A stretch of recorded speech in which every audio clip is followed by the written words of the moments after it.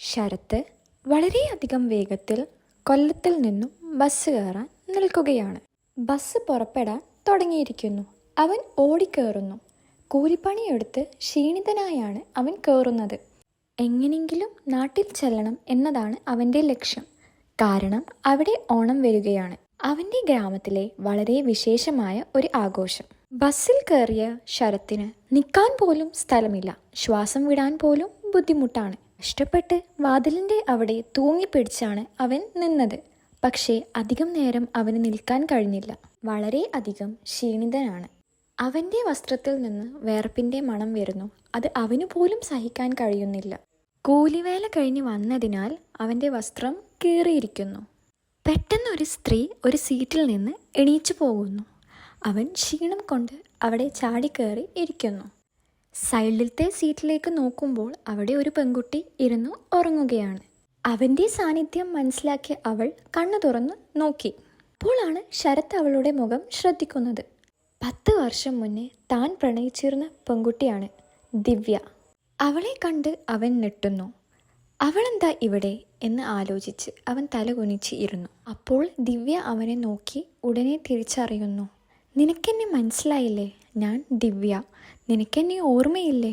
ഓ, എനിക്ക് നിന്നെ നന്നായി ഓർമ്മയുണ്ട് എന്ന് അവൻ മറുപടി പറഞ്ഞു. എങ്ങനെയുണ്ട് ലൈഫൊക്കെ? എന്താണ് നീ ചെയ്യുന്നത് എന്ന് അവൾ ആകാംക്ഷയോടെ ചോദിക്കുന്നു. ഞാൻ കൊല്ലത്ത് ജോലി ചെയ്യുന്നു. നമ്മുടെ സ്കൂൾ ജീവിതം നീ ഓർക്കുന്നുണ്ടോ? നമ്മൾ ഒരുമിച്ച് ഫുഡ് കഴിക്കുമായിരുന്നല്ലോ. എൻ്റെ ടിഫിൻ ബോക്സ് എപ്പോഴും നിന്റെ കയ്യിലായിരുന്നു. എനിക്കെന്തേലും സംശയം വന്നാൽ നിന്നോട് ചോദിക്കുമായിരുന്നു. എല്ലാം ഓർമ്മയുണ്ടോ എന്ന് ദിവ്യ ചോദിക്കുന്നു.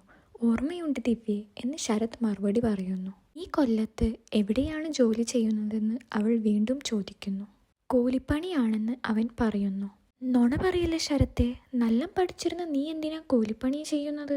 ഇല്ല ദിവ്യേ, എൻ്റെ വസ്ത്രങ്ങൾ നോക്കൂ, എല്ലാം കീറിയിരിക്കുന്നു. നിനക്ക് മനസ്സിലായില്ലേ എന്നവൻ ചോദിച്ചു.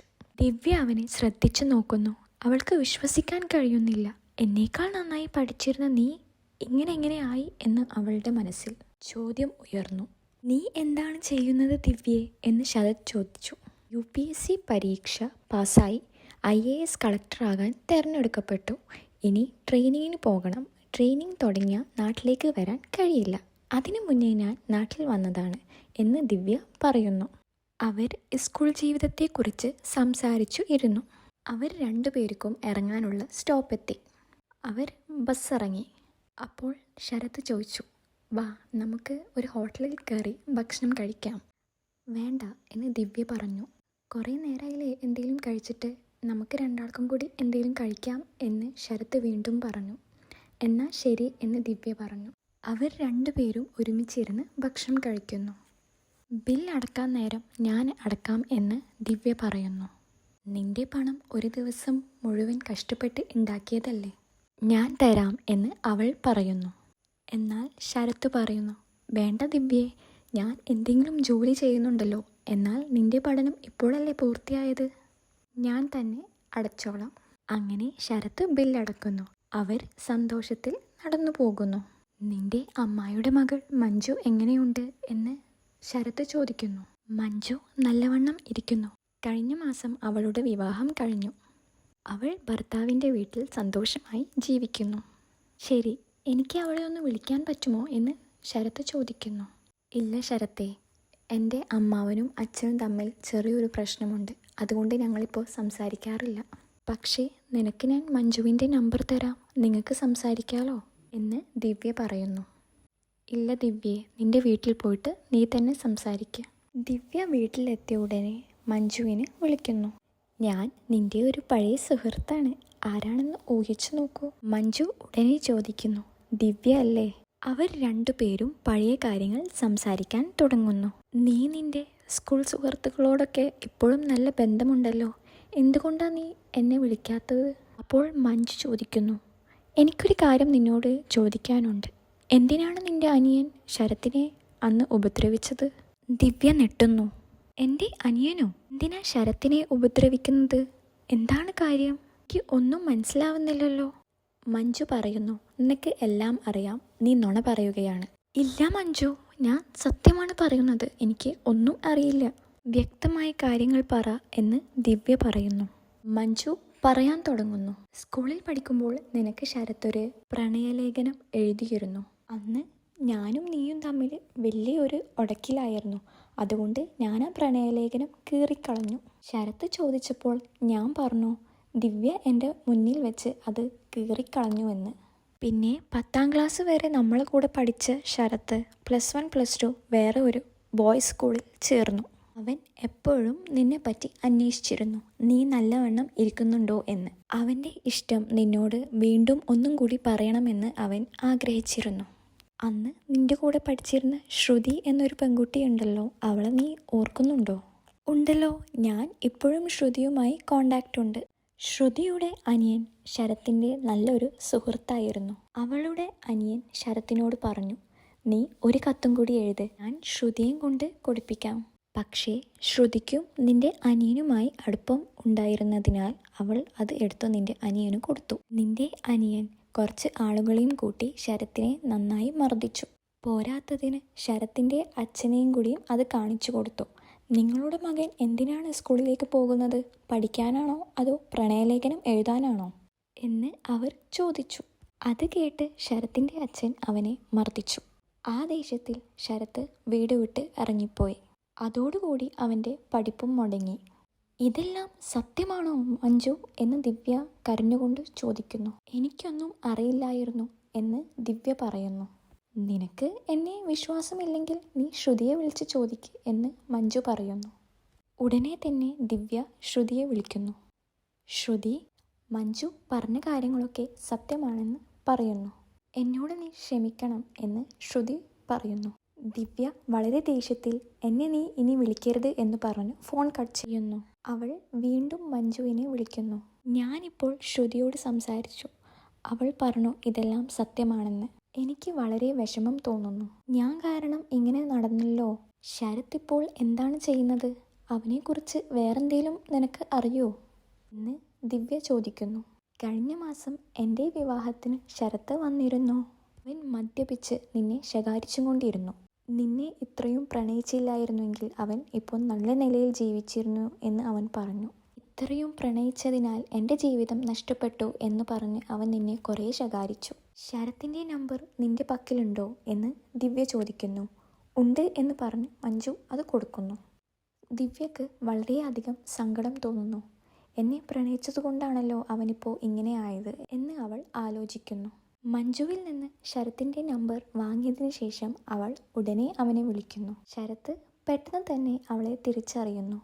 അപ്പോൾ ദിവ്യ പറയുന്നു, നിന്റെ പ്രണയലേഖനം എനിക്ക് ലഭിച്ചിട്ടില്ല. എൻ്റെ അനിയനും ശ്രുതിയും മറ്റുള്ളവരും ചേർന്ന് നിന്നെ ഉപദ്രവിച്ചു. എനിക്കൊന്നും അറിയില്ലായിരുന്നു. എന്നോട് ക്ഷമിക്കണമെന്ന് ദിവ്യ കരഞ്ഞുകൊണ്ട് അവനോട് ചോദിക്കുന്നു. നിന്നോട് ഞാൻ ക്ഷമിച്ചിരിക്കുന്നു എന്ന് ശരത്ത് പറയുന്നു. നിന്നോട് ഞാൻ തിരിച്ചും ക്ഷമ ചോദിക്കുന്നു. ഞാൻ മദ്യപിച്ച് നിന്നെപ്പറ്റി കുറേ കുറ്റം പറഞ്ഞിട്ടുണ്ട്. ഇരുവരും പരസ്പരം ക്ഷമിച്ച് നല്ല സുഹൃത്തുക്കളായി ഫോൺ കട്ട് ചെയ്യുന്നു. പിന്നീട് ദിവ്യയുടെ ജോലി കഴിഞ്ഞ് 2 ദിവസത്തെ അവധി ലഭിക്കുന്നു. ശരത്തെ, ഞാൻ നാട്ടിലേക്ക് തിരിച്ചു വരുന്നുണ്ട്, നിനക്ക് വരാൻ പറ്റുമോ എന്ന് അവൾ ചോദിക്കുന്നു. ഇല്ല, എനിക്ക് കുറച്ച് ജോലിയുണ്ട് എന്ന് അവൻ പറയുന്നു. അപ്പോൾ ദിവ്യ പറയുന്നു, ഞാൻ ഇത്രയും ദൂരം വരുന്നത് നിന്നെ കാണാനാണ്. അവളുടെ സ്നേഹത്തിലുള്ള ചോദ്യം കേട്ട് അവൻ എന്നാൽ ശരി ഞാൻ വരാം എന്ന് പറയുന്നു. അവർ കൊല്ലത്തിലേക്ക് ഒരുമിച്ച് യാത്ര ചെയ്യുന്നു. സിന്ധു അവളുടെ ചെറിയ വീട്ടിലേക്ക് അവനെ ക്ഷണിക്കുന്നു. ശരത്തെ, ഈ വീട്ടിൽ നിന്നാണ് ഞാൻ UPSC പഠിച്ച് ഇന്നിപ്പോൾ കളക്ടറായി നിൽക്കുന്നത്. അവൾ വിനോദിനൊരു ചായ ഉണ്ടാക്കി നൽകി. ഓ, നല്ല രുചിയുള്ള ചായ എന്ന് ശരത്ത് പറയുന്നു. അതെ, ഞാൻ തനിയെ പഠിക്കുമ്പോൾ എല്ലാ ജോലികളും ഞാൻ ഒറ്റയ്ക്ക് തന്നെയാണ് ചെയ്തിരുന്നത് എന്ന് ദിവ്യ പറയുന്നു. അവർ നല്ല സുഹൃത്തുക്കളായി ദിവസവും സംസാരിക്കുന്നു. ഒരുമിച്ച് പാർക്കിൽ പോകുന്നു, ക്ഷേത്ര ദർശനം നടത്തുന്നു, തിയേറ്ററിൽ പോകുന്നു. അവർക്കിടയിൽ വീണ്ടും പ്രണയം മുട്ടിടുന്നു. പക്ഷേ ഇത് കണ്ട ശരത്തിൻ്റെ അച്ഛൻ്റെ സുഹൃത്ത് അച്ഛനെ വിളിച്ച് പറയുന്നു, നിന്റെ മകൻ ഇപ്പോൾ ജോലിക്കൊന്നും പോകുന്നില്ലേ?